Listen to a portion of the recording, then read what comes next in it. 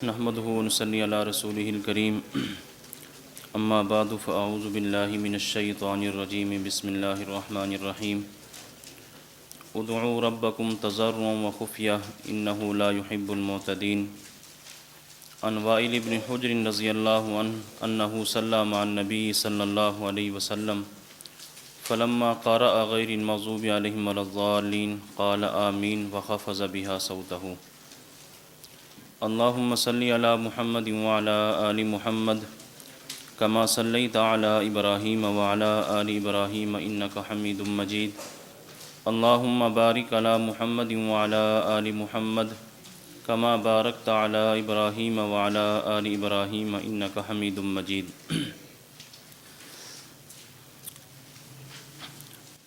ہم نے اس نشست میں جو مسئلہ پڑھنا ہے وہ ہے مسئلہ آمین بالسر۔ مسئلہ آمین بالسر کے حوالے سے کل میں نے آپ حضرات کی خدمت میں یہ بات عرض کی تھی کہ اس سبق میں ہم نے 6 باتیں پڑھنی ہیں۔ نمبر 1 فریقین کا موقف اور اس کی وضاحت، نمبر 2 اہل سنت والجماعت احناف کے دلائل اور ان پر ہونے والے اعتراضات کے جوابات، نمبر 3 غیر مقلدین کے دلائل اور ان کے جوابات، نمبر 4 آمین بالسر کی وجوہ ترجیح، نمبر 5 غیر مقلدین کے مسئلہ آمین میں جھوٹ، اور نمبر 6 غیر مقلدین سے مسئلہ آمین پر چند سوالات۔ تو یہ 6 باتیں ہم نے اس سبق کے اندر پڑھنی اور سمجھنی ہیں۔ ان میں سب سے جو پہلی بات ہے فریقین کا موقف اور اس کی وضاحت۔ اس کا تذکرہ کل کے سبق میں ہو چکا تھا کہ ہمارا اہل سنت والجماعت کا جو موقف ہے وہ بالکل واضح ہے کہ کوئی بھی نماز ہو، خواہ جہری ہو خواہ سری ہو، خواہ نمازی اکیلا ہو، امام ہو، مقتدی ہو، ہر حال میں آمین آہستہ آواز سے کہے گا۔ جبکہ غیر مقلدین کا جو دعویٰ ہے ان کے دعوے کے 3 حصے ہیں۔ پہلا حصہ یہ ہے کہ جب وہ اکیلے نماز پڑھتے ہیں تو آمین آہستہ آواز سے کہتے ہیں، خواہ وہ جہری نماز ہو خواہ سری نماز ہو، تو اکیلا نمازی ہر حال میں آمین آہستہ آواز سے کہتا ہے۔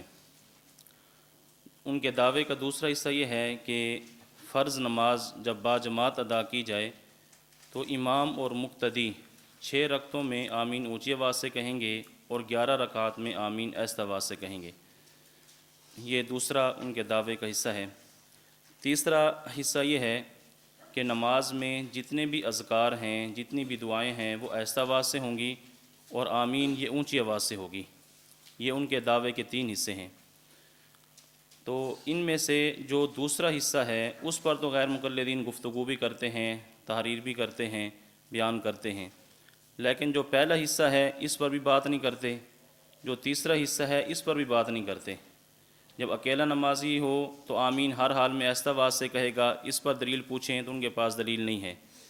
نماز میں جتنے بھی اذکار ہیں، جتنی بھی دعائیں ہیں وہ آہستہ آواز سے ہوں گی، آمین اونچی آواز سے ہوگی، باقی آہستہ کیوں ہوں گے، اس کے اوپر بھی وہ بات نہیں کرتے۔ جب بھی بات کرتے ہیں تو صرف اس پر بات کرتے ہیں کہ نماز جب جماعت کے ساتھ ادا کی جائے گی تو امام بھی اونچی آواز سے آمین کہے گا، مقتدی بھی آمین اونچی آواز سے کہیں گے۔ تو کل بھی میں نے آپ حضرات کی خدمت میں یہ بات عرض کی تھی کہ ان سے مکمل دعوے پر آپ ان سے بات کریں، تو ان سے کہیں کہ آپ کے دعوے کے 3 حصے ہیں تو ان تینوں حصوں پر بات ہوگی، تینوں حصوں پر آپ نے دلائل پیش کرنے ہیں۔ یہ نہیں ہے کہ دوسرے حصے پر دلیل پیش کریں، پہلے حصے پر، پھر دوسرے حصے پر، پھر تیسرے حصے پر۔ اور جو ان سے مطالبات تھے وہ بھی میں نے آپ کی خدمت میں عرض کیے تھے کہ یہ جو کہتے ہیں کہ اکیلا نمازی آمین آہستہ آواز سے کہے گا، تو ہمارا مطالبہ یہ ہے کہ اکیلے نمازی کی تخصیص یہ قرآن کریم کی آیت سے دکھائیں یا ذخیرہ احادیث میں سے کوئی ایک حدیث پیش کریں جس کے اندر یہ وضاحت اور صراحت ہو کہ اکیلا نمازی آمین آہستہ آواز سے کہے گا۔ جو ان کا دوسرا حصہ ہے کہ 6 رکعات میں آمین اونچی آواز سے اور 11 رکعات میں آمین آہستہ آواز سے، اس کے اوپر بھی ہم نے ان سے 5 مطالبات کرنے ہیں۔ پہلا مطالبہ یہ ہے کہ قرآن کریم کی کوئی آیت پیش کریں کہ جس کے اندر یہ وضاحت ہو کہ امام اور مقتدی 6 رکعات میں آمین اونچی آواز سے کہیں گے اور 11 رکعات کے اندر آمین آہستہ آواز سے کہیں گے۔ دوسرا مطالبہ یہ ہے کہ ذخیرہ احادیث میں سے کوئی ایک حدیث ایسی پیش کریں جس کے اندر یہ وضاحت ہو کہ امام اور مقتدی 6 رکعات میں آمین اونچی آواز سے کہیں اور 11 رکعات کے اندر آمین آہستہ آواز سے کہیں۔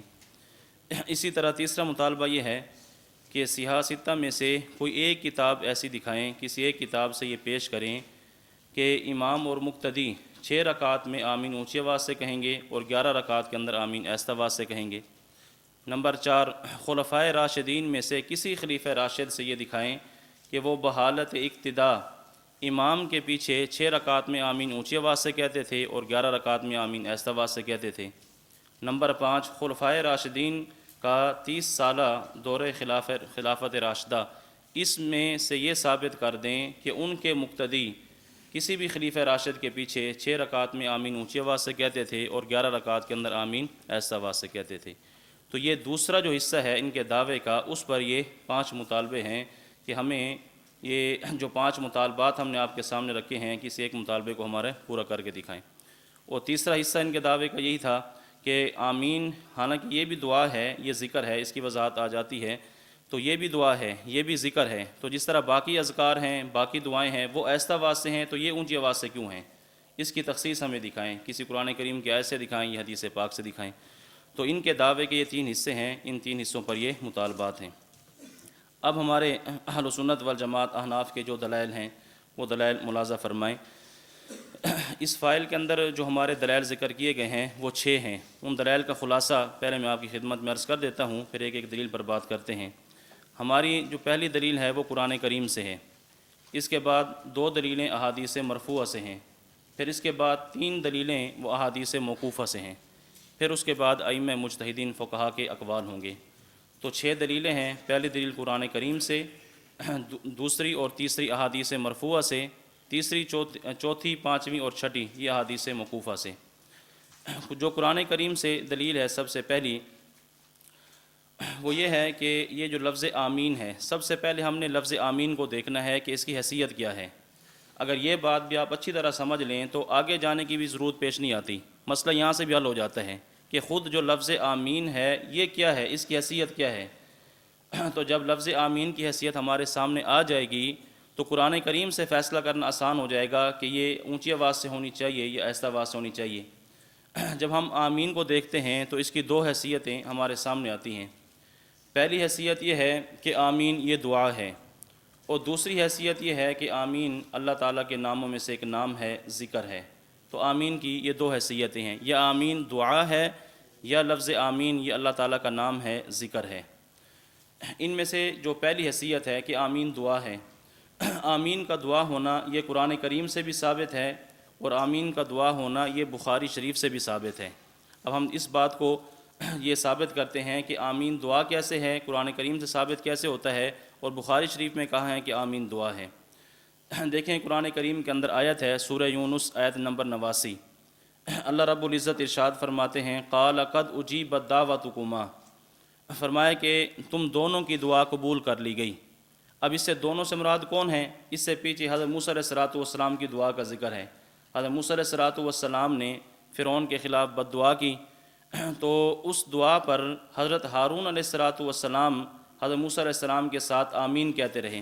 تفسیر در منصور کے اندر اسی جگہ پر یہ روایت موجود ہے، کان موسیٰ علیہ السلام اذا دعا امن ہارون علیہ السلام امن ہارون علیہ السلام علی دعائہ یقول آمین، کہ موسیٰ علیہ السلام دعا کرتے تھے اور ہارون علیہ السلام ان کی دعا پر آمین کہتے تھے۔ اب دیکھیں موسیٰ علیہ السلام دعا کر رہے ہیں اور ہارون علیہ السلام ان کی دعا پر آمین کہہ رہے ہیں۔ اللہ رب العزت نے جب قبولیت دعا کی بات فرمائی ہے تو وہاں یہ فرمایا کہ تم دونوں کی دعا قبول کر لی گئی، حالانکہ دعا کرنے والے تو کون تھے؟ صرف موسیٰ علیہ السلام تھے۔ ہارون علیہ السلام دعا نہیں کر رہے تھے بلکہ موسیٰ علیہ السلام کی دعا پر آمین کہہ رہے تھے، لیکن اللہ رب العزت نے یہ فرمایا کہ تم دونوں کی دعا قبول کر لی گئی۔ تو اس سے معلوم ہوا کہ اللہ رب العزت نے موسیٰ علیہ السلام کی دعا کو بھی دعا فرمایا، اور حضرت ہارون علیہ السلام کی جو آمین تھی اس کو بھی اللہ تعالیٰ نے دعا فرمایا ہے۔ تو دیکھیں اس سے یہ بات ثابت ہو جاتی ہے کہ آمین کیا یہ دعا ہے۔ تو قرآن کریم سے آمین کا دعا ہونا یہ ثابت ہے۔ باقی اس سے یہ ثابت نہیں ہوتا کہ وہ آمین اونچی آواز سے تھی یا آمین آہستہ آواز سے ہوتی تھی۔ ہمارا اس وقت جو اس سے استدلال ہے وہ صرف آمین کے دعا ہونے پر ہے، اور وہ اس سے ثابت ہو جاتا ہے۔ باقی اس میں یہ نہیں ہے کہ آمین اونچی تھی یا آہستہ سی، کوئی کہے کہ موسیٰ علیہ السلام اونچی آواز سے دعا کر رہے تھے، ہارون علیہ السلام اونچی آواز سے آمین کہہ رہے تھے، اس سے ہمارا یہ مستدل نہیں ہے۔ ہمارا اس سے صرف استدلال یہ ہے کہ اللہ رب العزت نے دونوں کی دعا کو دعا فرمایا، موسیٰ علیہ السلام کی دعا کو بھی دعا فرمایا اور ہارون علیہ السلام کی آمین کو بھی دعا فرمایا۔ تو جب آمین کا دعا ہونا یہ قرآن کریم سے ثابت ہے۔ اچھا، اسی طرح بخاری شریف سے امام بخاری نے جہاں یہ مسئلہ بیان کیا ہے، مسئلہ آمین، صفحہ نمبر 107 پر، تو وہاں باب قائم کیا۔ باب قائم کرنے کے بعد حضرت امام عطا رحمہ اللہ کا قول پیش کیا، فرمایا قال عطا آمین دعاؤن، کہ امام عطا فرماتے ہیں کہ آمین دعا ہے۔ اب دیکھیں، آمین کا دعا ہونا یہ قرآن کریم سے بھی ثابت ہے اور آمین کا دعا ہونا یہ بخاری شریف سے بھی ثابت ہے۔ جب یہ بات ثابت ہو گئی کہ آمین دعا ہے، اب ہم نے دیکھنا ہے کہ دعا کے اندر اصل کیا ہے۔ اللہ رب العزت نے دعا کے متعلق ہمیں کیا حکم دیا؟ سورہ اعراف آیت نمبر 55 میں یہ بات موجود ہے۔ اللہ رب العزت فرماتے ہیں ادعوا ربکم تضرعا وخفیہ، کہ اپنے رب سے دعا کرو عاجزی انکساری کے ساتھ اور آہستہ آواز سے۔ تو اس سے معلوم ہوا کہ دعا کے اندر اصل کیا ہے؟ اخفا ہے۔ اللہ تعالیٰ فرما رہے ہیں کہ آہستہ آواز سے اپنے رب سے دعا کرو اور عاجزی انکساری بھی ہونی چاہیے۔ تو جب دعا کے اندر اصل اخفا ہے تو آمین بھی دعا ہے، اور دعا کے اندر اصل اخفا ہے تو اس کا تقاضا یہ ہے کہ آمین آہستہ آواز سے ہونی چاہیے۔ یہاں اب ایک شبہ وہ بھی آپ ذہن میں رکھ لیں، جب ہم یہ بات کرتے ہیں کہ دعا کے اندر اصل اخفا ہے، دعا آہستہ آواز سے ہونی چاہیے، تو ان کی طرف سے یہ اعتراض ہوتا ہے کہ جب تم یہ کہتے ہو کہ دعا کے اندر اصل اخفا ہے، آہستہ آواز سے ہونی چاہیے، تو تمہارے اجتماعات میں، جلسوں میں پھر دعا اونچی آواز سے کیوں ہوتی ہے؟ اونچی آواز سے دعا ہوتی ہے، ایک امام یا کوئی بھی دعا کرانے والا اونچی آواز سے دعا کراتا ہے اور باقی سارے کے سارے اس کی دعا پر آمین کہتے ہیں، تو کہتے ہیں تمہارے جلسوں اور اجتماعات کے اندر آمین یہ دعا اونچی آواز سے پھر کیوں ہوتی ہے؟ تو اس کا جواب ملاحظہ فرمائیں۔ اس کا جواب یہ ہے کہ دیکھیں، ایک ہے دعا کرنا اور ایک ہے دعا کرانا۔ دعا کی آہستہ آواز سے جاتی ہے لیکن دعا کروائی یہ اونچی آواز سے جاتی ہے۔ ایک بندہ خود دعا کر رہا ہے اللہ تعالیٰ سے، اب خود مانگ رہا ہے، اس کا اللہ تعالیٰ کے ساتھ تعلق ہے، اللہ تعالیٰ کے ساتھ رابطہ ہے، وہ اللہ سے مانگ رہا ہے۔ لیکن ایک بندہ ایسا ہے کہ جو دعا کروا رہا ہے، اب وہ لوگوں کو بتا رہا ہے کہ ہم نے اس وقت مانگنا کیا ہے، تو وہ اسی وقت ہوگا کہ جب دعا وہ اونچی آواز سے ہوگی۔ تو بہرحال ایک ہے دعا کرنا اور ایک ہے دعا کرانا۔ دعا ہوتی تو آہستہ آواز سے ہے لیکن کروائی اونچی آواز سے جاتی ہے، اس لیے یہ اعتراض نہیں ہو سکتا کہ یہ تمہارا اونچی آواز سے دعا کرانا یہ قرآن کریم کی آیت کے خلاف ہے۔ باقی احادیث مبارکہ سے بھی ثابت ہے، نبی علیہ الصلوۃ والسلام اونچی آواز سے دعا کرواتے اور صحابہ کرام دعا پر آمین بھی کہتے تھے۔ بہرحال پہلی حیثیت آمین کی یہ آئی کہ آمین دعا ہے، تو جب آمین دعا ہے تو قرآن کریم کے اس فیصلے کے مطابق آمین یہ آہستہ آواز سے ہونی چاہیے۔ اور آمین کی جو دوسری حیثیت ہے وہ یہ ہے کہ آمین یہ اللہ تعالیٰ کا نام ہے۔ یہ بات حدیث مبارکہ سے ثابت ہے۔ ابو ہریرہ رضی اللہ تعالیٰ عنہ، حضرت مجاہد، حضرت حکیم بن جعفر، حضرت ہلال بن یصاف، یہ سارے کے سارے حضرات فرماتے ہیں آمین اسم من اسماء اللہ تعالیٰ، کہ آمین اللہ تعالیٰ کے ناموں میں سے ایک نام ہے۔ تو جب یہ اللہ تعالیٰ کا نام ہے، اللہ تعالیٰ کا ذکر ہے، اور بہت سارے حضرات نے یہ وضاحت بھی کی ہے آمین کے متعلق، لِأَنَّهُ ذِكْرٌ مَسْنُون، کہ یہ ذکر مسنون ہے۔ یہ جس طرح نماز کے باقی اذکار ہیں تو آمین یہ بھی باقی اذکار کی طرح ایک ذکر ہے۔ تو جب آمین یہ ذکر ہے، اللہ تعالیٰ کا نام ہے، اب اس کو کیسے لینا چاہیے، اللہ رب العزت کا ذکر کیسے کرنا چاہیے، تو یہ بات بھی قرآن کریم کے اندر موجود ہے۔ سورہ اعراف آیت نمبر 205 پر اللہ تعالیٰ فرماتے ہیں وَاذْكُرْ رَبَّكَ فِي نَفْسِكَ تَضَرُّعًا وَخِيفَةً، کہ اپنے رب کو یاد کیجئے عاجزی انکساری کے ساتھ اور آہستہ آواز سے۔ اب دیکھیں، اس سے معلوم ہوتا ہے کہ ذکر کے اندر بھی اصل کیا ہے؟ ذکر میں بھی اصل اخفا ہے۔ تو جب آمین ذکر ہے اور ذکر میں بھی اصل اخفا ہے تو اس کا تقاضا بھی ہے کہ آمین کیا ہونی چاہیے؟ آہستہ آواز سے ہونی چاہیے۔ تو دیکھیں، آمین کے بارے میں یہ دونوں حیثیتیں کتب کے اندر موجود ہیں کہ آمین یا تو اللہ تعالیٰ کے ناموں میں سے ایک نام ہے یا پھر یہ دعا ہے۔ دعا والی حیثیت کو دیکھیں، اس کا تقاضا بھی ہے کہ آہستہ آواز سے ہونی چاہیے، اور اگر ذکر والی حیثیت کو دیکھیں تو اس کا تقاضا بھی ہے کہ یہ آہستہ آواز سے ہونی چاہیے۔ باقی یہاں بھی شبہ ہوتا ہے کہ جب ذکر کے اندر اصل اخفا ہے تو تم ذکر اونچی آواز سے کیوں کرتے ہو؟ ہمارے مرکز میں ذکر اونچی آواز سے ہوتا ہے، ذکر بالجہر ہے، تو پھر ذکر تو آہستہ آواز سے ہونا چاہیے۔ تو یہ بات بھی آپ ذہن میں رکھیں کہ ایک ہے ذکر اور ایک ہے تعلیم ذکر۔ ذکر یہ آہستہ آواز سے ہوتا ہے اور تعلیم ذکر یہ اونچی آواز سے ہوتی ہے۔ ذکر تو آہستہ ہے، اور حضرت استاد دامت برکاتہم العالیہ کی طرف سے اپنے مریدین متعلقین کو یہ ہدایت ہوتی ہے کہ ذکر کی تسبیحات کریں، تنہائی کے اندر بیٹھ کر کریں، اونچی آواز سے کریں، آہستہ آواز سے کریں، جیسے آدمی کا دل کرے۔ تنہائی کے اندر تو ذکر بالجہر بھی ہو سکتا ہے، ذکر بالسر بھی ہو سکتا ہے۔ باقی یہ جو سب کے سامنے ذکر کیا جاتا ہے، جلسے میں کیا جاتا ہے، خانقاہ میں کیا جاتا ہے، اس کا مقصد ہوتا ہے مریدین کو تعلیم دینا اور چونکہ مریدین تو بدلتے رہتے ہیں، یہ ایسا تو نہیں ہے کہ ایک مجلس کے اندر سارے سال جو وہی مریدین رہیں، کوئی ایک دن کے لیے آتا ہے، کوئی 2 دن کے لیے آتا ہے، تو ذکر بالجہر اس لیے کرایا جاتا ہے تاکہ لوگوں کو پتہ چل جائے کہ ذکر کرنا کیسا ہے، ذکر کی تسبیحات کون کون سی ہیں۔ بہرحال ہم جو ذکر کرتے ہیں تو اس کی وضاحت بھی ہم کرتے ہیں کہ ہم اونچی آواز سے جو ذکر کرتے ہیں یہ ذکر نہیں بلکہ کیا یہ تعلیم ذکر ہے، تو ذکر ایسا آواز سے ہے اور تعلیم ذکر کیا یہ اونچی آواز سے ہے، لہٰذا اس پر بھی کوئی اشکال وارد نہیں ہو سکتا۔ تو ہم نے جو یہ بات عرض کی ہے کہ آمین کی یہ 2 حیثیتیں ہیں، یہ آمین دعا ہے، یہ آمین اللہ تعالیٰ کا نام ہے۔ جس حیثیت کو بھی دیکھیں تو آمین کے اندر جو ہے یہ سر ثابت ہوتا ہے، اخفاء ثابت ہوتا ہے، جہر ثابت نہیں ہوتا۔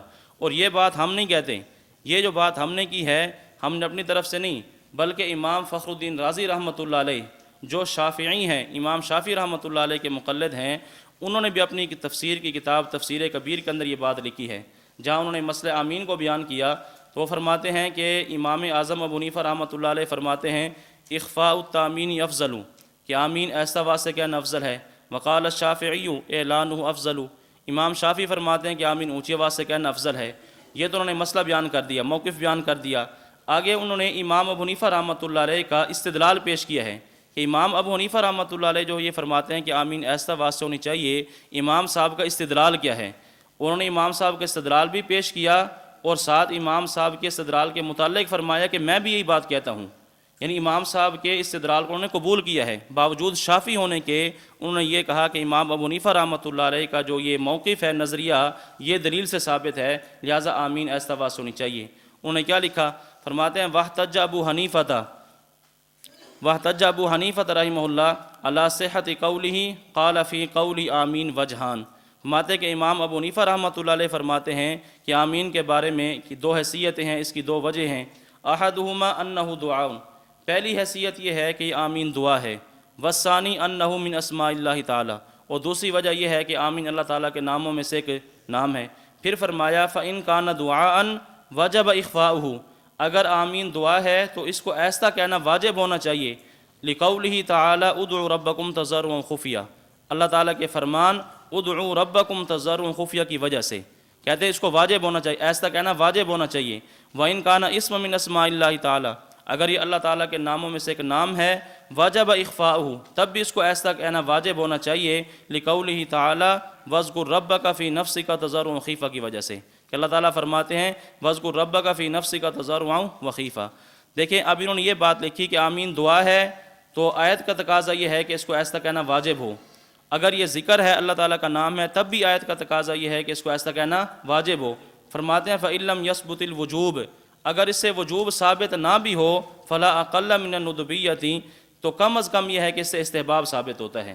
اصل تو یہ ہے کہ اس سے وجوب ثابت ہو، کیونکہ دونوں امر کے صیغے ہیں، ادعوا ربکم، ادعوا یہ بھی امر کا صیغہ، واذکر یہ بھی امر کا صیغہ، تو امر تو وجوب کے لیے آتا ہے۔ ماتے ہیں اگر اس سے وجوب ثابت نہ بھی ہو تو کم سے کم یہ کہ اس سے استحباب ثابت ہوتا ہے۔ وَنَحْنُ نَقُولُ بِهَذَا الْقَوْلِ، وہ کہتے ہیں کہ میں اگرچہ شافعی ہوں لیکن اس مسئلے کے اندر امام حنیفہ رحمۃ اللہ علیہ کی بات یہ مضبوط اور دلیل سے ثابت ہے۔ اب دیکھیں یہ بات ہم نہیں کہتے کہ آمین دعا ہے، آمین اللہ تعالیٰ کا نام ہے، دیگر حضرات مفسرین حضرات اور بہت بڑے بڑے حضرات نے یہ بات کی ہے کہ آمین یا تو یہ اللہ تعالیٰ کا نام ہے یا پھر یہ دعا ہے۔ تو دیکھیں دونوں حیثیتیں آپ کے سامنے آ گئی ہیں، دعا ہونے والی بھی اور اللہ تعالیٰ کا نام ہونے والی بھی، جس حیثیت کو بھی دیکھیں تو یہ نتیجہ یہی نکلتا ہے کہ آمین کیا ہونی چاہیے، ایسا واس ہونی چاہیے۔ تو یہ تو ہماری دلیل ہے قرآن کریم سے۔ باقی جو احادیث مبارکہ ہیں، احادیث مرفوعہ میں سے جو ہماری سب سے پہلی دلیل ہے، حضرت وائل بن حجر رضی اللہ تعالیٰ عنہ فرماتے ہیں، اپنے متعلق فرماتے ہیں انہ صلی مع النبی، کہ میں نے نبی علیہ الصلوۃ والسلام کے ساتھ نماز پڑھی، فلما قرأ غیر المغضوب علیہم ولا الضالین، جب آپ نے ولا الضالین کی قرأت کی، قال آمین، تو آپ نے آمین کہی، خفض بہا صوتہ، اور اپنی آواز کو پست کیا، اپنی آواز کو ایستا کیا۔ تو آپ نے آمین کہی ہے لیکن آمین ایستا آواز سے کہی ہے۔ یہ مسند ابو داود الطیالسی جلد 1 صفحہ نمبر 577 پر یہ روایت موجود ہے۔ اب دیکھیں اس کے اندر یہ بالکل واضح ہے کہ نبی علیہ الصلوۃ والسلام نے آمین کہی تو ایستا آواز سے کہی ہے۔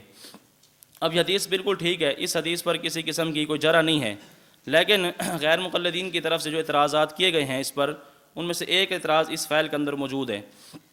وہ اعتراض یہ ہے کہ دیکھیں اس کے اندر ایک راوی ہیں حجر، پہلے راوی ہیں حدثنا شعبۃ قال اخبرنی سلمۃ بن کہیل قال سمعت حجرا ابا العنبسی، یہ جو راوی ہیں حجر اس کے اوپر جو ہے جو اعتراض ہوتا ہے کہ امام شعبہ رحمۃ اللہ علیہ سے اس غلطی کے اندر اس حدیث میں ان سے غلطی ہوئی ہے۔ غلطی کیا ہوئی کہ یہ راوی تھے حجر ابو سکن، ان کی کنیت تھی ابو سکن، اور امام شعبہ نے ذکر کی ہے ابو العنبس، یعنی یہ جو راوی ہیں حجر، ان کی جو کنیت مشہور ہے وہ ابو العنبس ہے، ابو سکن ہے، لیکن امام شعبہ نے اس کو ذکر کیا ابو العنبس۔ بس ان کی کنیت پر ایک اشکال ہے، کوئی زیادہ مضبوط اشکال نہیں ہے، آپ دیکھیں گے تو بالکل ایک اعتراض برائے اعتراض ہے۔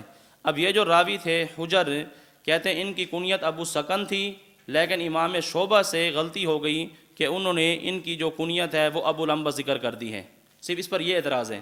اب دیکھیں یہ جو راوی ہیں حجر، جو حضرت حجر جو ہیں، ان کی دو کنیتیں ہیں۔ اس کا خلاصہ جواب کا آپ ذہن میں رکھ لیں۔ پہلی بات تو یہ ہے کہ حضرت امام شعبہ یہ امیر المؤمنین فی الحدیث ہیں، سیاستہ کے راوی ہیں اور ثقہ راوی ہیں، بخاری کے اندر بھی روایتیں موجود ہیں، مسلم کے اندر بھی ہیں، سنن اربع کے اندر بھی ان سے روایات موجود ہیں۔ تو جب یہ امام شعبہ ثقہ راوی ہیں اور ثقہ راوی کے بارے میں یہ اصول ہے کہ ثقہ کی زیادتی قابل قبول ہوتی ہے، یعنی ثقہ راوی اگر کوئی ایسا اضافہ کر دے کہ جو باقی محدث نہیں کرتے، لیکن ایک ثقہ محدث نے اضافہ کر دیا تو ثقہ کی راوی کی جو زیادتی ہوگی وہ قابل قبول ہوتی ہے، اور یہ ضابطہ جو ہے صحیح بخاری کے اندر موجود ہے کہ ثقہ کی زیادتی قبول ہے۔ اس کی آسان مثال دیکھیں ثقہ کی زیادتی، ایک تو یہاں یہ آ گئی کہ باقی حضرات نے ان کی کنیت ذکر کی ہے ابو سکن، اور امام شعبہ نے ان کی کنیت ذکر کی ہے ابو العنبس، یہ ایک ثقہ کی زیادتی ہے۔ اس کو عام فہم مثال سے سمجھنے کے لیے آپ یوں سمجھ لیں کہ دیکھیں یہاں ایک استاد ہیں نماز پڑھاتے ہیں، امام صاحب ہیں، نماز پڑھائی، تو اب طلباء کے اندر جو ہے نا یہ بات سامنے آئی کہ عشاء کی نماز حضرت استاد جی دامت برکاتہم العالیہ نے پڑھائی ہے، تو عشاء کی نماز استاد جی نے پڑھائی، سب طلباء اس کے اوپر متفق ہیں کہ بڑے استاد جی نے نماز پڑھائی ہے۔ ایک طالب علم یہ کہتا ہے کہ نماز بھی استاد جی نے پڑھائی ہے، وہ پہلی رکعت کے اندر سورہ ضحیٰ پڑھی ہے اور دوسری کے اندر سورہ الم نشرح پڑھی ہے۔ اب دیکھیں اس پر تو سب کا اتفاق تھا کہ نماز کس نے پڑھائی ہے، استاد جی نے پڑھائی ہے۔ اب یہ ہے کہ صورتیں کون سی پڑھی ہیں، باقی صورتیں نہیں بتا رہے۔ ایک ایسا راوی ہے، ایک ایسا طالب علم ہے جو بالکل نیک ہے، سب اس کے تقوی طہارت کے جو ہے نا وہ قائل ہیں، وہ کہتا ہے کہ ٹھیک ہے نماز بھی پڑھائی ہے، اور نماز کے اندر پہلی رکعت میں آپ نے والضحیٰ پڑھی ہے اور دوسری کے اندر آپ نے الم نشرح پڑھی ہے۔ اب گویا کہ یہ کیا ہے، یہ ثقہ کی زیادتی ہے۔ اب کوئی بندہ یہ نہیں کہے گا کہ یہ اس کی بات غلط ہے، تو جب نماز استاد جی نے پڑھائی ہے تو نماز کے اندر یہ دو صورتیں اگر ایک طالب علم کہتا ہے یہ پڑھی ہیں تو اس کی بات جو ہے خلاف عقل نہیں ہوگی، خلاف قیاس نہیں ہوگی، اس کی بات ماننی ہوگی۔ تو دیکھیں اب یہاں بھی جو یہ راوی ہیں امام شعبہ جو محدث ہیں، انہوں نے حضرت حجر کی ایسی کنیت ذکر کی ہے جو مشہور نہیں تھی، غیر مشہور تھی۔ مشہور تو سارے مان رہے تھے کہ ان کی کنیت ہے ابو سکن، لیکن انہوں نے ذکر کی ابو العنبس، تو لہٰذا یہ کوئی قابل اشکال بات نہیں ہے۔ اور یہ بات دیکھیں پھر ہم نہیں کہتے، یہ بات خود غیر مقلدین کی کتابوں کے اندر موجود ہے۔ ان کی کتاب کا حوالہ بھی آپ اپنے پاس یہاں لکھ لیں۔ ان کے بہت بڑے ایک محقق عالم ہے رئیس ندوی، انہوں نے کتاب لکھی ہے رسول اکرم صلی اللہ علیہ وسلم کا صحیح طریقہ نماز۔ اس کتاب میں مسئلہ آمین جب انہوں نے بیان کیا تو مسئلہ اس کتاب کے صفحہ نمبر 278 پر، صفحہ 278 پر انہوں نے اسی راوی کی حجر کی دو کنیت ذکر کی ہیں۔ کہتے ہیں کہ ان کی دو کنیتیں ہیں، ایک کنیت ابو سکن ہے اور دوسری کنیت ان کی ابو العنبس ہے۔ دیکھیں یہ تو خود انہوں نے تسلیم کر لیا کہ اس راوی کی دو کنیتیں ہیں، تو امام شعبہ نے اگر ایک کنیت کی جگہ دوسری کنیت ذکر کر دی ہے تو یہ کون سی اشکال والی بات ہے؟ لہٰذا یہ کوئی قابل اشکال بات نہیں ہے، تو یہ حدیث بالکل ٹھیک ہے، اس حدیث کے اوپر کسی قسم کی جرح نہیں ہوتی۔ تو بہرحال اس حدیث سے یہ ثابت ہوتا ہے کہ نبی علیہ الصلوۃ والسلام نے جب نماز پڑھائی تو آپ نے آمین کہی ہے، اور آمین آپ نے آہستہ آواز سے کہی ہے۔ اور جو دوسری دلیل ہے ہماری وہ سنن ابی داؤد سے ہے۔ حضرت حسن بصری رحمہ اللہ وہ روایت نقل کرتے ہیں کہ حضرت سمرہ بن جندب اور عمران بن حسین رضی اللہ تعالیٰ عنہما، یہ دونوں صحابی ہیں، ان کا آپس میں ایک مرتبہ نماز کا مذاکرہ ہوا کہ نبی علیہ الصلوۃ والسلام نماز کیسے پڑھتے۔ تو حضرت سمرہ بن جندب رضی اللہ تعالیٰ عنہ نے یہ بیان کیا کہ مجھے نبی علیہ الصلوۃ والسلام کی نماز اچھی طرح یاد ہے، اور مجھے یہ بھی یاد ہے کہ نبی علیہ الصلوۃ والسلام کی نماز میں دو جگہ سکتہ ہوتا تھا، دو جگہ آپ خاموشی فرماتے، سکتتین، نماز میں دو جگہ خاموشی ہوتی، سکتتن اذا کبرا، ایک خاموشی آپ اس وقت فرماتے جب تکبیر تحریمہ کہتے، وسکتتن اذا فرغ من قراءۃ غیر المغضوب علیہم ولا الضالین، اور دوسرا سکتہ دوسری خاموشی آپ اس وقت فرماتے جب آپ ولا الضالین کہتے۔ تو فرمایا کہ نبی علیہ الصلوۃ والسلام کی نماز میں 2 جگہ سکتہ تھا، 2 جگہ خاموشی، ایک تکبیر تحریمہ کے بعد اور نمبر 2 وللضالین کے بعد۔ اب دیکھیں تکبیر تحریمہ کے بعد جو سکتہ تھا وہ کس لیے تھا؟ وہ سکتہ تھا، وہ خاموشی تھی ثنا پڑھنے کے لیے، تو ثنا ایسا واسطے پڑھی جاتی ہے۔ اس طرح وللضالین کے بعد جو خاموشی تھی، وللضالین کے بعد جو سکتہ تھا، یہ کس لیے تھا؟ یہ آمین ایسا واسطے کہنے کے لیے تھا۔ تو اس سے ثابت ہوتا ہے کہ نبی علیہ الصلوۃ والسلام نماز میں وللضالین کے بعد جب آمین آپ فرماتے تو آمین ایسا واسطے کہتے۔ اور علامہ طیبی رحمۃ اللہ علیہ نے یہی بات لکھی ہے، کہتے ہیں کہ والازہر ان سکتۃ الاولی للثنا، کہتے ہیں کہ سکتہ اولا جو ہے یہ ثنا کے لیے تھا، والثانیۃ للتامین، اور جو دوسرا سکتہ تھا وہ آمین کہنے کے لیے تھا۔ باقی حضرات نے بھی یہ بات کی ہے کہ نبی علیہ الصلوۃ والسلام پہلی خاموشی میں ثنا پڑھتے اور دوسری خاموشی وللضالین کے بعد جو آپ کی ہوتی تھی اس میں آپ آمین ایسا واسطے کہتے۔ تو اس سے معلوم ہوا کہ آمین جو ہے یہ کیا، یہ ایسا واسطے ہے۔ تو پہلی حدیث کے اندر بھی نبی علیہ الصلوۃ والسلام کا عمل تھا، اور جو دوسری حدیث ہے اس کے اندر بھی نبی علیہ الصلوۃ والسلام کا عمل ہے۔ تو یہ دونوں مرفوع حدیثیں ہیں، ان سے ثابت ہوتا ہے کہ نبی علیہ الصلوۃ والسلام جب نماز پڑھتے تو آپ آمین ایسا واسطے کہتے تھے۔ بعض حضرات یہ بھی یہاں اشکال کرتے ہیں کہ یہ جو آپ کی خاموشی تھی یہ سانس لینے کے لیے تھی۔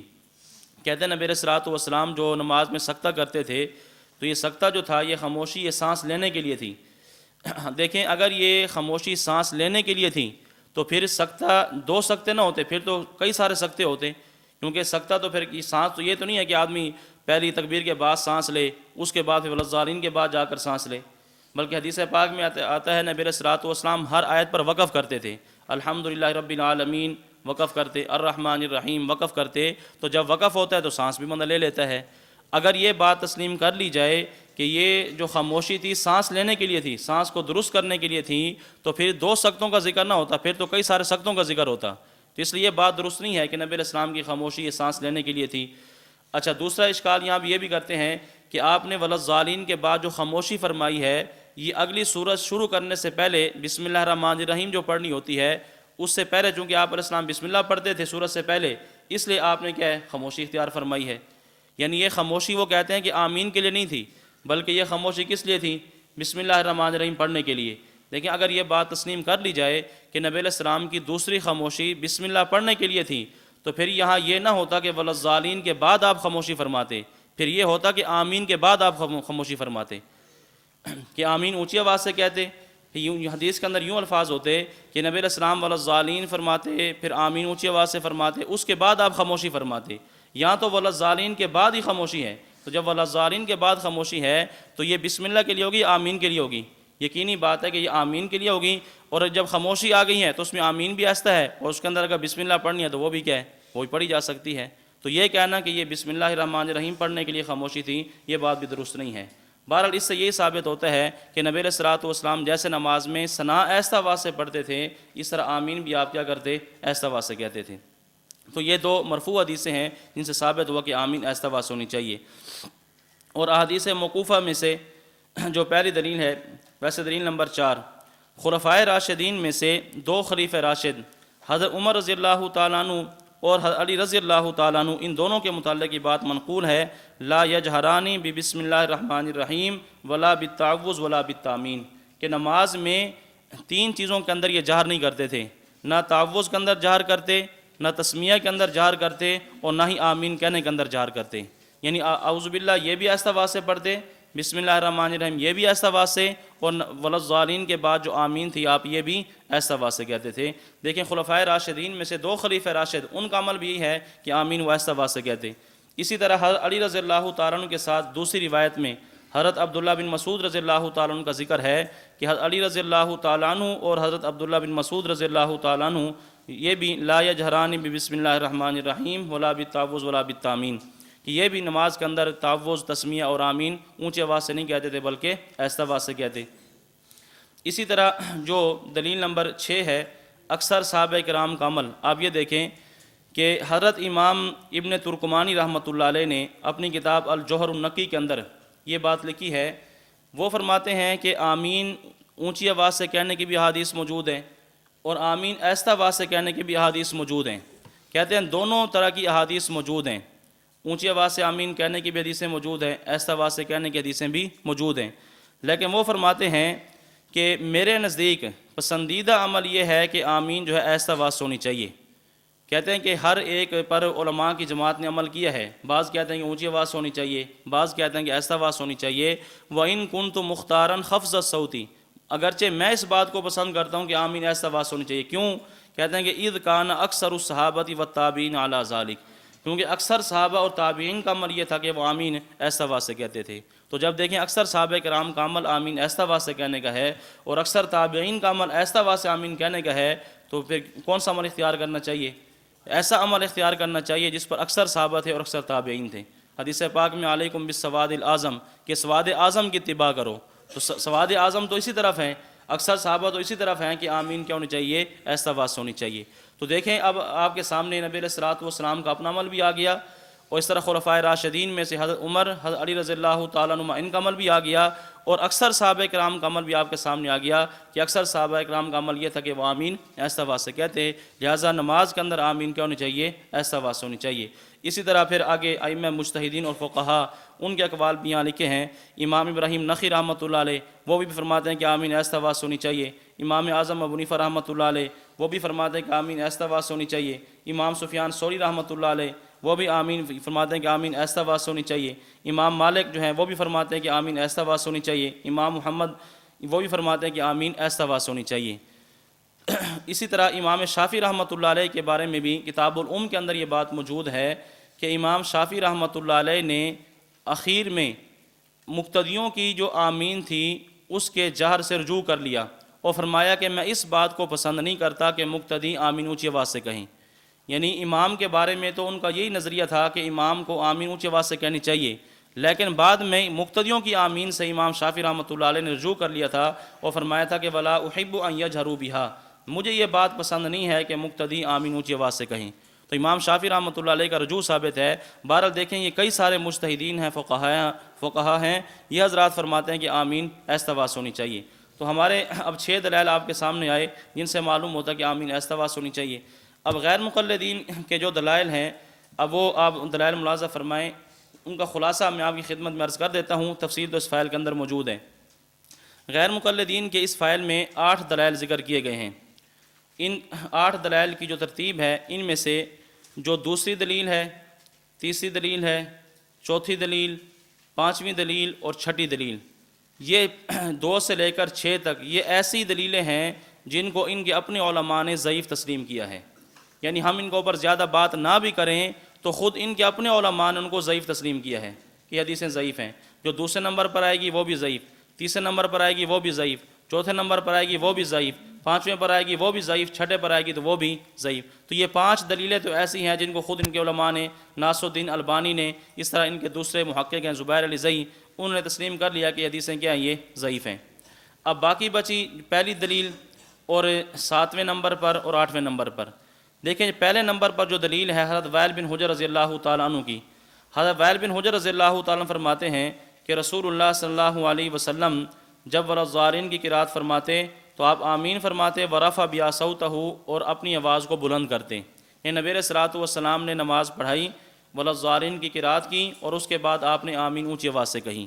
اب دیکھیں آپ یہاں یہ بات دیکھیں کہ ہماری جو دلیل تھی وہ بھی حضرت وائل بن حجر رضی اللہ تعالیٰ عنہ سے ہے، جس کے اندر آمین ایسا کہنے کا ذکر ہے، اور جو آمین بالجہر کی دلیل ہے اس کے راوی بھی وائل بن حجر رضی اللہ تعالیٰ عنہ ہیں، یعنی ایک ہی راوی ہیں، ایک ہی صحابی ہیں۔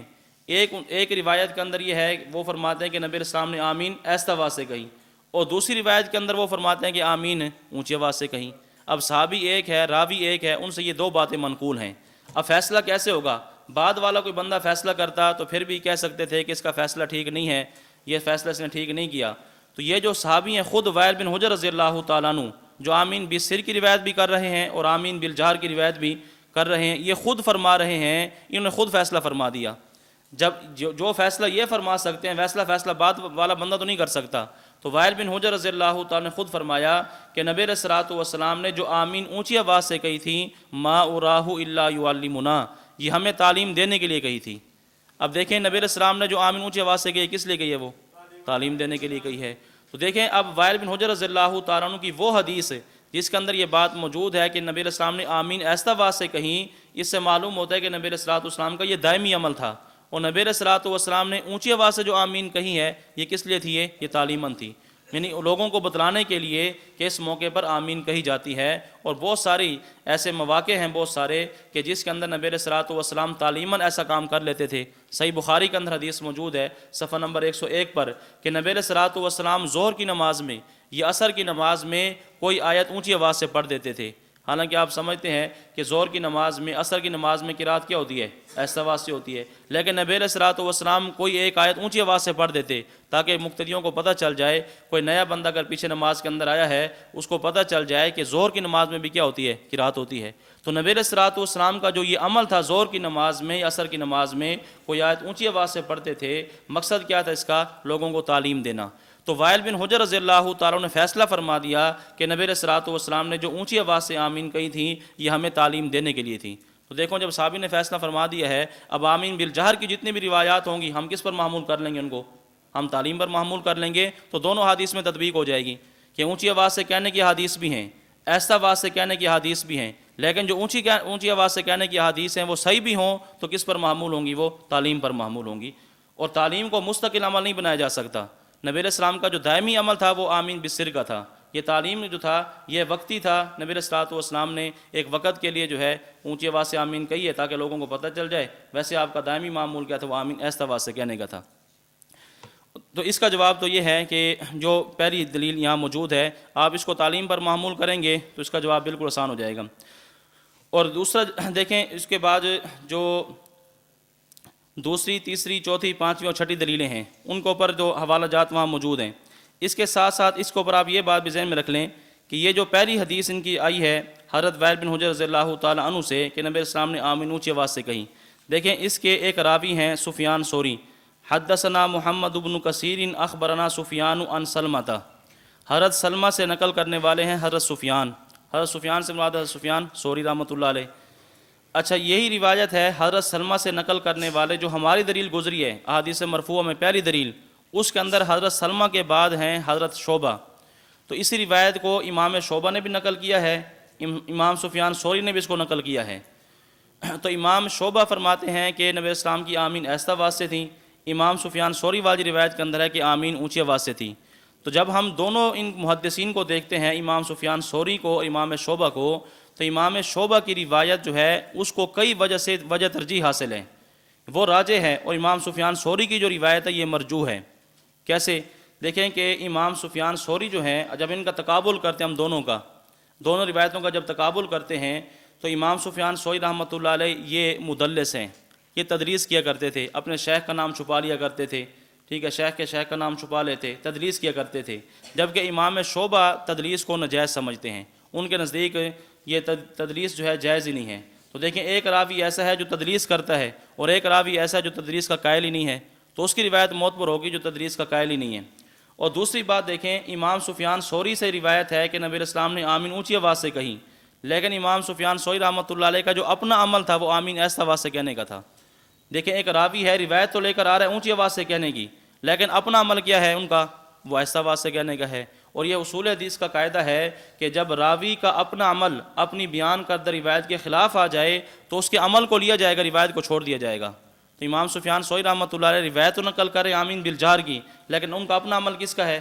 آمین بالسر کا ہے۔ تو جب راوی کا اپنا عمل اپنی بیان کردہ روایت کے خلاف آ جائے تو اس بات کی دلیل ہے کہ وہ روایت ضعیف ہے، یا وہ روایت متروک ہے، یا وہ روایت منسوخ ہے، یا وہ روایت مؤول ہے۔ تو اس کی مختلف جواب ہو سکتے ہیں، تو اس کی تعویل بھی ہو سکتی ہے۔ تعویل ہم نے آپ کے سامنے پیش کر دی ہے کہ نبی علیہ السلام کا عمل کس پر معمول تھا؟ یہ تعلیم پر معمول تھا۔ تو دیکھیں اب دیکھا جائے تو امام شعبہ کی جو روایت آمین بالسر والی وہ راجح ہے امام سفیان ثوری رحمۃ اللہ علیہ والی روایت سے۔ اور تیسرا یہ بھی ہے کہ جب تعلیم پر معمول کر لیں گے تو دونوں حدیث میں تطبیق بھی ہو جائے گی، کسی ایک حدیث کو چھوڑنا نہیں پڑے گا۔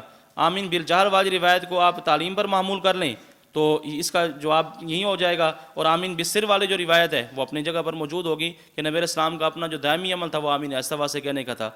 اور چوتھی وجہ ترجیح یہ ہے کہ دیگر احادیث صحیحہ سے بھی اس کی تائید ہوتی ہے کہ آمین ایسا تھی، جیسا آپ کے سامنے 2 حدیثیں مرفوع آئی ہیں، پھر 2 حدیثیں موقوف آئی ہیں۔ اکثر صحابہ کرام کا عمل آیا کہ نبی علیہ السلام کا عمل، صحابہ کرام کا عمل، خلفائے راشدین کا عمل ایسا آواز سے کہنے کا تھا، تو امام شعبہ کی روایت جو ہے اس کی تائید دیگر احادیث صحیحہ سے بھی ہوتی ہے۔ اور پانچویں بات یہ ہے کہ عند التعارض اگر دیکھ لیا جائے کہ دونوں حدیثوں میں تعارض ہے، پہلی روایت سے معلوم ہوتا ہے کہ آمین آہستہ ہے، دوسری روایت سے معلوم ہوتا ہے کہ آمین اونچی آواز سے ہے، تو اندہ تعارض جو ہے صحابہ کرام کا عمل یہ معتبر ہوتا ہے۔ اب ہم نے یہ دیکھنا ہے کہ بعد میں صحابہ کرام کا عمل کیا تھا۔ حدیث میں تو تعارض آ گیا کہ نبی علیہ السلام نے آمین اونچی آواز سے کہیں یا نبی علیہ السلام نے آمین آہستہ آواز سے کہیں، دونوں حدیثیں ہیں۔ اب ہم تعارض کے وقت کیا کریں گے؟ تو تعارض کو دور کرنے کا طریقہ یہ ہوتا ہے کہ بعد میں صحابہ کرام کے عمل کو دیکھ لیا جائے۔ تو جب ہم نے صحابہ کرام کے عمل کو دیکھا، خلفائے راشدین کے عمل کو دیکھا، اور اکثر صحابہ کرام کا عمل سامنے یہ آیا کہ وہ آمین آہستہ آواز سے کہتے تھے، تو تعارض کے وقت جو ہے صحابہ کرام کے عمل کو دیکھا جاتا ہے، اور صحابہ کرام کا عمل کس کا ہے؟ آمین آہستہ آواز سے کہنے کا ہے۔ تو دیکھیں کئی ساری وجوہ ایسی ہیں جن سے امام شعبہ والی روایت جو ہے وہ راجح قرار پاتی ہے، اور امام سفیان ثوری والی روایت جو ہے یہ مرجوح قرار پاتی ہے۔ بہرحال یہ پہلی حدیث کا جواب میں آپ کی خدمت میں عرض کیا کہ وائل بن حجر رضی اللہ تعالیٰ فرماتے ہیں کہ نبی علیہ السلام نے آمین اونچی آواز سے کہیں، تو اس کے یہ کئی ساری جو وجوہ تھی، کئی سارے جواب آپ کے سامنے آ گئے ہیں۔ باقی جو دوسری، تیسری، چوتھی، پانچویں، چھٹی دلیل جو ہے ان کا جواب دینے کی ضرورت نہیں ہے کہ ان کو اپنے علماء نے ضعیف تسلیم کیا، اور باقی تفصیلی جواب بھی یہاں موجود ہیں۔ اور اس کے ساتھ ساتھ دیکھیں آپ کی خدمت میں اس کو ایک اور طرز سے پیش کرتا ہوں۔ غیر مقلد جب بھی آپ سے مسئلہ آمین پر گفتگو کرے، آمین بالجہر پر کوئی دلیل پیش کرے، تو آپ نے اس سے 7 باتوں کا مطالبہ کرنا ہے۔ وہ 7 باتیں دکھائے تو تب اس کی وہ دلیل بنے گی، اگر 7 باتیں نہیں ہیں تو اس کی دلیل نہیں بنے گی۔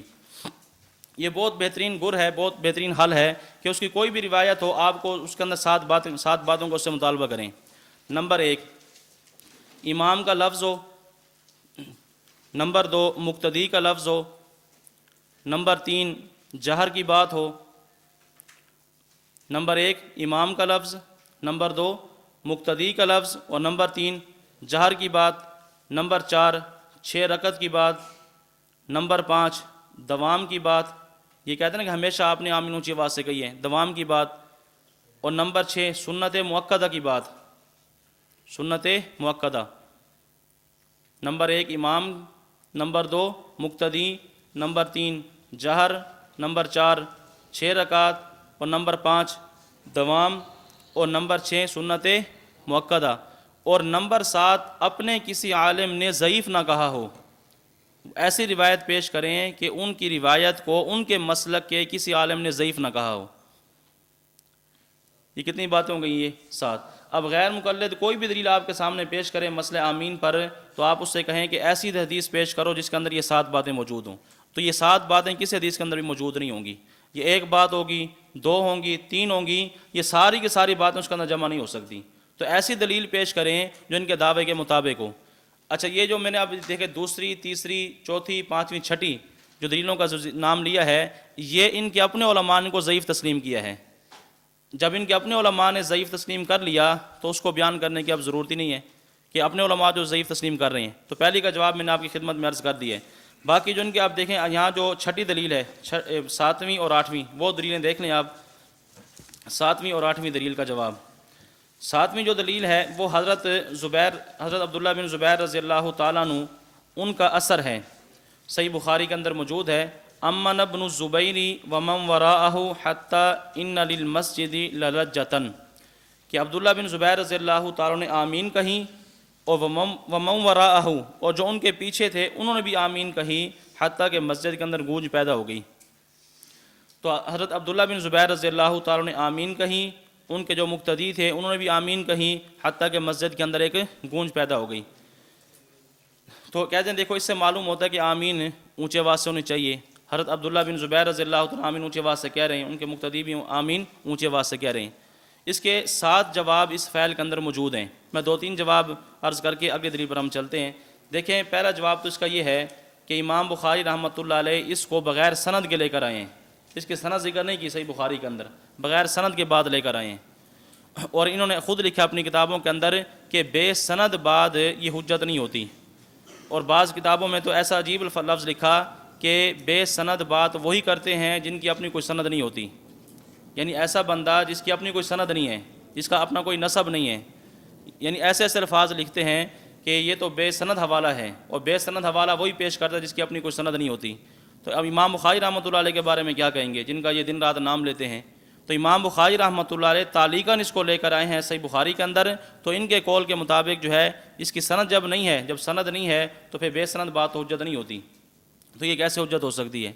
دوسری بات یہ ہے کہ اس کی سند مصنف عبد الرزاق میں ملتی ہے، بخاری میں تو نہیں ہے لیکن مصنف عبد الرزاق میں ہے، لیکن مصنف عبد الرزاق میں اس کے اندر جو پہلے راوی ہیں عبد الرزاق، اچھا یہ جو عبد الرزاق ہیں یہ مدلس تھے، طبقہ ثالثہ کے مدلس ہیں، تدریس کیا کرتے تھے، اور مدلس کے بارے میں خود غیر مقلدین نے جو ضابطہ گھڑا ہوا ہے، ضابطہ بنایا ہوا ہے کہ جب مدلس راوی ان کے ساتھ روایت کرے تو صحیحین کے علاوہ اس کی روایت معتبر نہیں ہوتی، یعنی مدلس جب ان کے ساتھ روایت کرے تو اس کی روایت قابل قبول نہیں ہوتی۔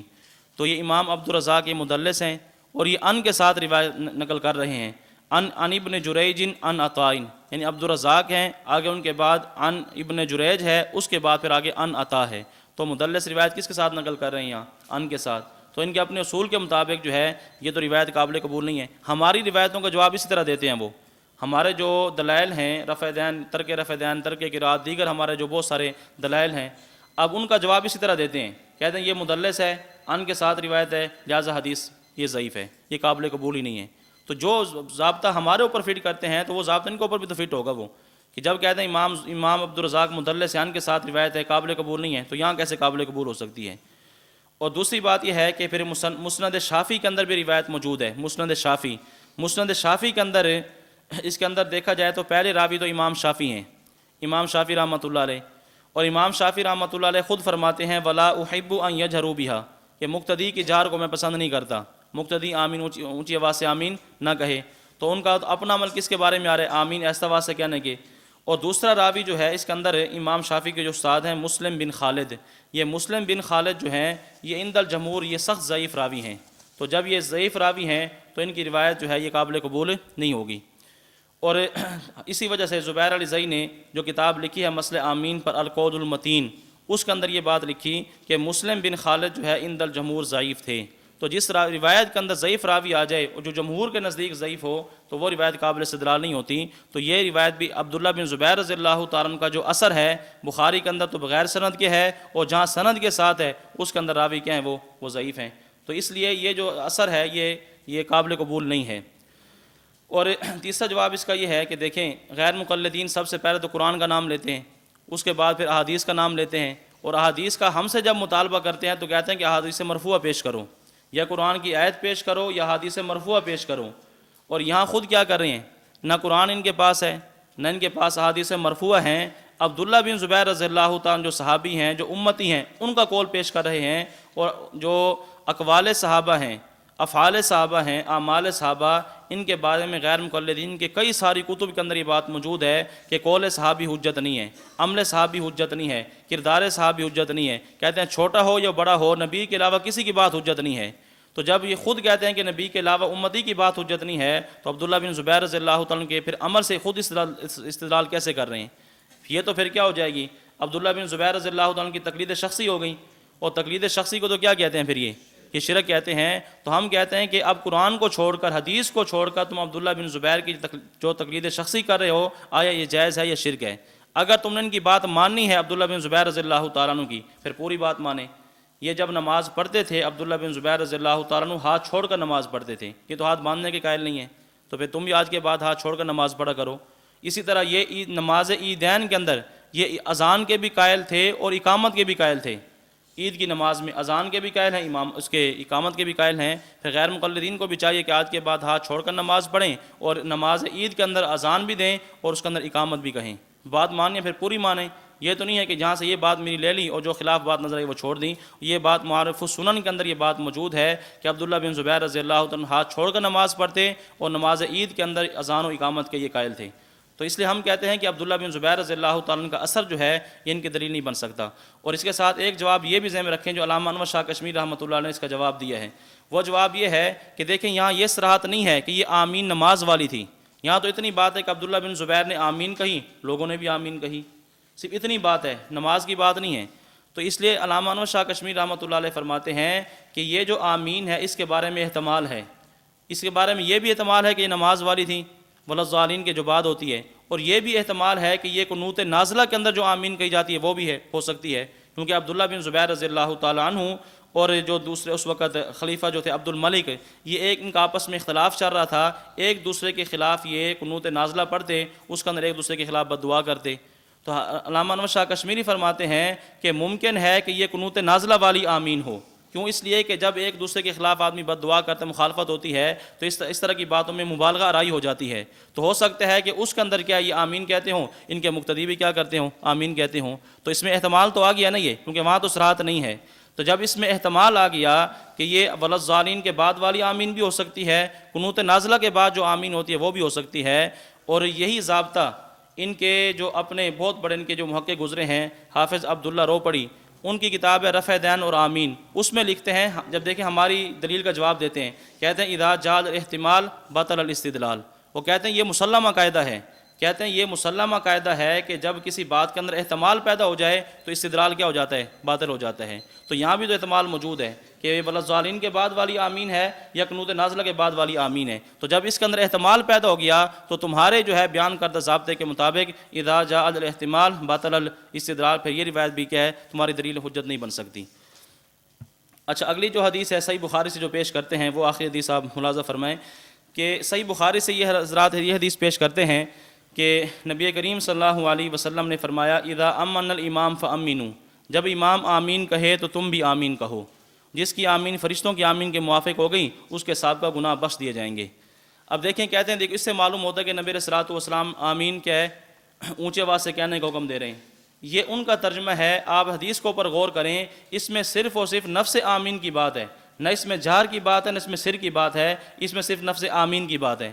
نبی علیہ السلام یہ فرما رہے ہیں کہ جب امام آمین کہے تم بھی آمین کہو، اس میں یہ تو نہیں فرمایا کہ جب امام اونچی آواز سے آمین کہے تم بھی آمین اونچی آواز سے کہو، اس کے اندر صرف اتنی بات ہے کہ جب امام آمین کہے تم آمین کہو۔ اب دیکھیں اس پر ہمارا عمل ہے کہ نہیں ہے؟ ہمارا امام بھی ولضالین کے بعد آمین کہتا ہے اور ہم بھی کیا کرتے ہیں، آمین۔ کبھی اونچی آواز سے سنی ہے؟ ہمارا امام بھی آمین کہتا ہے، مقتدی بھی آمین کہتے ہیں، وہ تو اونچی آواز سے نہیں ہوتی۔ تو اس کا یہ مطلب نہیں ہے کہ امام آمین کہے تو اونچی آواز سے کہے، مقتدی آمین وہ بھی اونچی آواز سے کہیں۔ اس صحیح بخاری کی حدیث کے مطابق اس میں نفس آمین کا ذکر ہے، اس میں جہر کی بات نہیں ہے۔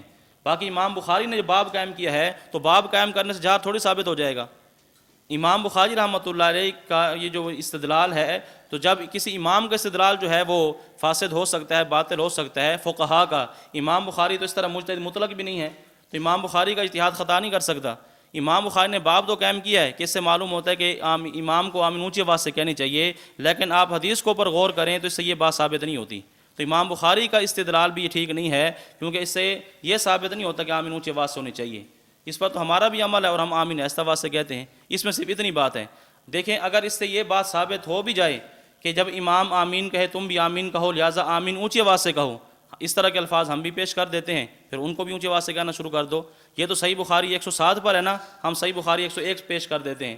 صحیح بخاری جلد صفحہ 1 پر ہے، صفحہ نمبر 101 پر آپ نے فرمایا اذا قال الامام سمع اللہ لمن حمدہ فقولوا ربنا لک الحمد، کہ جب امام سمع اللہ لمن حمدہ کہے تم ربنا لک الحمد کہو۔ اب ربنا لک الحمد کہو کا مطلب کیا ہے؟ اونچی آواز سے کہو۔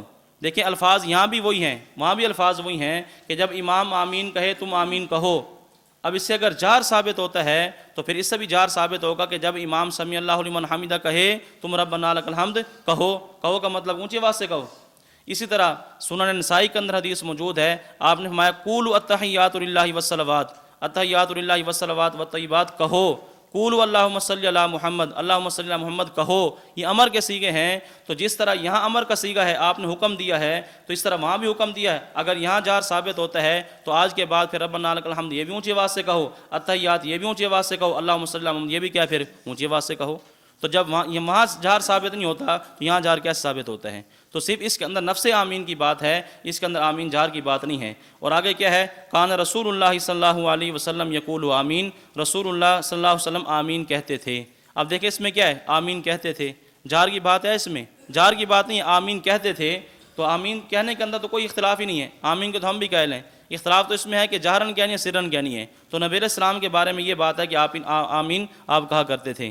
اب غیر مقلدین نے دیکھیں جو اس مسئلے کے اندر جھوٹ بولا ہے، ٹائم ہمارا پورا ہو چکا ہے، تو دو تین باتیں آپ ذہن میں رکھ لیں۔ ایک تو یہ ہے کہ جو تیسری بات میں نے آپ کی چوتھی بات آپ کی خدمت میں عرض کی تھی کہ چوتھی بات یہ ہوگی کہ مسئلہ آمین کی وجوہ ترجیح میں دیکھیں نمبر 1 آمین بالسر جو ہے اوفق بالقرآن ہے، قرآن کریم کے زیادہ موافق ہے، دعا ہو تب بھی اور اگر یہ ذکر ہو اللہ تعالیٰ کا نام ہو تب بھی، اب وہ بات آپ کے سامنے ہو چکی ہے۔ تو آمین بالسر جو ہے یہ اوفق بالقرآن ہے، قرآن کریم کے کیا یہ زیادہ موافق ہے، دعا لیں تب بھی ذکر لیں تب بھی۔ نمبر 2 جہر والی احادیث کو اگر تعلیم پر محمول کر لیا جائے تو دونوں احادیث میں کیا ہو جاتی ہے، تطبیق ہو جاتی ہے۔ اور نمبر 3 علیکم بسنتی و سنت الخلفاء الراشدین المہدیین، اس کو حدیث کو سامنے رکھا جائے تو 2 خلیفہ راشد حضرت عمر اور علی رضی اللہ تعالی عنہما، یہ دونوں خلیفہ راشد یہ آمین ایسا آواز سے کہتے تھے، اونچی آواز سے نہیں کہتے تھے، تو ان کے عمل کو دیکھا جائے یہ بھی وجہ ترجیح موجود ہے۔ اور نمبر 4 اکثر صحابہ کرام کا عمل کیا تھا، وہ آمین ایسا آواز سے کہنے کا تھا، تو یہ بھی آمین بالسر کی وجہ ترجیح ہے کہ آمین کیا ہونی چاہیے، ایسا آواز سے ہونی چاہیے۔ اور 5ویں وجہ ترجیح یہ ہے کہ کوئی بھی امام ایسا نہیں گزرا جس نے آمین بالسر سے آمین بالجہر کی طرف رجوع کیا ہو۔ ہاں ایسا ہوا ہے کہ آمین بالجہر کا جو قائل امام تھا اس نے آمین بالسر کی طرف رجوع کیا ہے، جیسے امام شافعی کی بات آپ کے سامنے آئی ہے کہ امام شافعی نے مقتدیوں کی آمین بالجہر سے رجوع کر لیا تھا، اور آپ یہ فرماتے تھے کہ آمین کیا ہونی چاہیے، ایسا آواز سے ہونی چاہیے۔ تو یہ 5 وجوہ ترجیح ہیں آمین بالسر کی۔ اور غیر مقلدین نے اس مسئلے کے اندر جو جھوٹ بولا ہے، آپ وہ ملاحظہ فرمائیں کتنے جھوٹ سے کام لیتے ہیں یہ۔ ان کے عالم ہیں بدیع الدین راشدی، بہت بڑے ان کے محقق اور مناظر گزرے ہیں، تو مقالت راشدی جلد 2 صفحہ نمبر 74 پر انہوں نے یہ بات لکھی کہ آپ صلی اللہ علیہ وسلم جہری نماز میں ہمیشہ بلند آواز سے آمین کہتے تھے، جہری نماز میں ہمیشہ بلند آواز سے آمین کہتے تھے، اور حوالہ دیا بخاری شریف کا۔ اب آپ دیکھیں بخاری شریف کے اندر کہاں یہ بات موجود ہے، پوری بخاری کو آپ دیکھ لیں، کسی بھی جگہ یہ بات موجود نہیں ہوگی کہ نبی اسلام ہمیشہ آمین اونچی آواز سے کہتے تھے، تو یہ بالکل واضح اور صریح جھوٹ ہے، بخاری کے اندر ایسی بات موجود نہیں ہے۔ نمبر 2 ان کے شیخ الحدیث ہیں محمد علی جانباز، ان کی کتاب ہے صراط المصطفیٰ، صفحہ 71 پر لکھا، اسی کا ترجمہ کیا کان رسول اللہ صلی اللہ علیہ وسلم یقول آمین۔ دیکھیں کوئی بھی ثانیہ کا طالب علم، اولیٰ کا طالب علم بھی ہوگا، وہ بھی اس کا ترجمہ یہ کرے گا کہ رسول اللہ صلی اللہ علیہ وسلم آمین کہتے تھے۔ انہوں نے ترجمہ کیا اپنی کتاب کے اندر، کہتے ہیں کہ رسول اللہ صلی اللہ علیہ وسلم آمین اونچی آواز سے کہتے تھے، اونچی آواز سے اپنی طرف سے اضافہ کر دیا ہے، تو نبی علیہ الصلوۃ والسلام پر یہ جھوٹ بولا ہے۔ بخاری کے اندر یہ بات موجود نہیں ہے کہ نبی علیہ السلام آمین اونچی آواز سے کہتے تھے، تو ان کے شیخ الحدیث کا حال یہ ہے کہ ترجمہ بھی غلط کر رہے ہیں۔ اور اسی طرح ان کے ایک دوسرے مناظر ہیں نور حسین گرجاکھی گجرانوالہ کے، ان کا رسالہ ہے آمین بالجہر، اس میں نے لکھا کہ صحیح بخاری کے اندر یہ بات موجود ہے کہ حضرت عبداللہ بن عمر رضی اللہ تعالیٰ عنہ خود بھی ہمیشہ آمین اونچی آواز سے کہا کرتے تھے، اور لوگوں سے بھی کہا کرتے تھے کہ آمین بلند آواز سے کہو۔ حالانکہ بخاری کے اندر یہ بات موجود نہیں ہے، بخاری کے جو الفاظ ہیں وہ میں آپ کی خدمت میں عرض کرتا ہوں، آپ اس سے دیکھیں سے یہ ثابت ہوتا ہے کہ خود بھی اونچی آواز سے کہتے، دوسرے لوگوں کو بھی یہ کہتے۔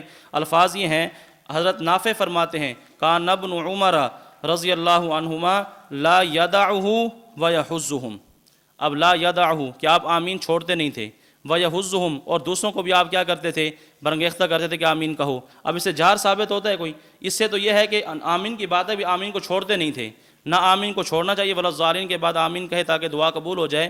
اور ویحزہم دوسرے لوگوں کو بھی آپ برانگیختہ کرتے بھڑکاتے تھے کہ آمین نہ چھوڑیں، لیکن انہوں نے ترجمہ کیا اس کا کہ عبداللہ بن عمر خود بھی ہمیشہ بلند آواز سے آمین کہتے تھے، اور لوگوں سے بھی کہا کرتے تھے کہ آمین بلند آواز سے کہو۔ یہ بالکل واضح صریح جھوٹ ہے، صحیح بخاری سے یہ بات ثابت نہیں ہوتی۔ اور نمبر 4 ان کے بہت بڑے مولوی گزرے ہیں محمد یوسف جے پوری، ان کی کتاب ہے حقیقت الفقہ۔ جب کوئی غیر مقلد بنتا ہے نا، کوئی ہمارے بندے کو متاثر کرتے ہیں تو یہ کتابیں ان کو دکھاتے ہیں، حقیقت الفقہ وغیرہ، اور یہ جھوٹ کا پلندہ ہے۔ اس کے اندر آپ دیکھیں ہر مسئلے کا اس نے جھوٹ بولا ہے۔ ایک جگہ لکھتا ہے کہ ہدایہ میں جلد 1 صفحہ نمبر 365 پر کہتے ہیں آمین بالجہر کے اس بات میں بہت ساری حدیث ہیں، یعنی ہدایہ ہماری حنفیوں کی کتاب ہے، ہمارا عمل آمین بالسر کا ہے، کہتے ہیں ہدایہ کے اندر یہ بات موجود ہے کہ آمین بالجہر کی بہت ساری روایات ہیں۔ اور ایک اس سے بڑھ کر آگے جھوٹ لکھا کہ ہدایہ میں امام ابن حمام نے لکھا ہے کہ آمین بالسر کی ساری احادیث ضعیف ہیں۔ ہدایہ میں کس نے لکھا؟ امام ابن حمام نے، حالانکہ ہدایہ چھٹی صدی کی کتاب ہے، اور ابن حمام یہ گزرا ہے 9ویں صدی میں۔ اب 9ویں صدی کا بندہ وہ پیدا ہو کر 6 صدی کتاب میں لکھ کر آ گیا ہے، تو اس طرح کے جھوٹ انہوں نے اپنی کتابوں کے اندر لکھے ہیں، اور ان کے یہ لکھنے والے علماء ہیں، اور ایسے کتاب ہماری کتابوں پر اعتراض کرنے والے ایسے اپنی کتابوں کے اندر جھوٹ لکھے ہیں۔ تو یہ صرف مسئلہ آمین کے اندر ان کے جھوٹ ہیں، اس کے علاوہ بہت سارے ہر مسئلے کے اندر آپ کو ان کے جھوٹ ملیں گے۔ اور باقی مسئلہ آمین پر غیر مقلدین سے چند سوالات ہیں، وہ سوالات پھر آپ کو الگ مل جائیں گے، تقریباً 8-10 سوال ہیں، تو اس مسئلے پر آپ ان سے سوال بھی کریں، ٹھیک ہے؟ ساتھ ساتھ یعنی کہ دفاع کے ساتھ ساتھ ہم نے اقدام بھی کرنا ہے، تو ان سے اس مسئلے کے اوپر اعتراضات بھی کریں، ان سے سوال بھی کریں۔ تو یہ مسئلہ جو ہے مختصر میں نے آپ کی خدمت میں عرض کیا ہے، تفصیل فائل کے اندر موجود ہے، کوئی بات سمجھ نہ آئے، کوئی مزید بات پوچھنی ہو تو پھر بعد میں پوچھ سکتے ہیں۔ واخر دعوانا الحمد للہ رب العالمین.